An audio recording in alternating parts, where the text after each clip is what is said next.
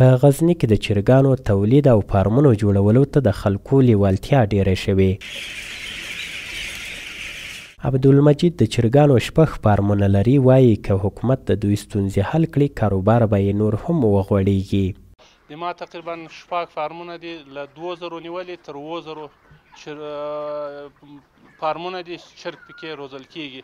د دولت هم دا خواهش ده چې یو د چوزې په برخه کې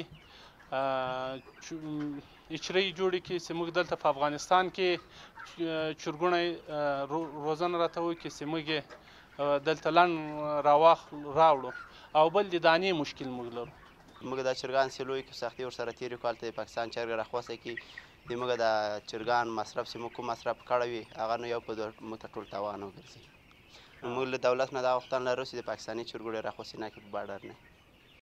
ورته مهال دی ولایت کې د چرګانو د فارمونو اتحادیې مسؤلین وایي غزني ولایت د چرګ غوښو تولید په برخه کې ځان بساینې ته رسېدلی دی.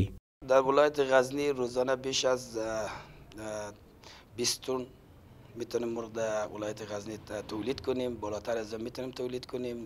17-18 تن مصرف ولایت غزنی است روزانه در طول سوالیه و مرکز.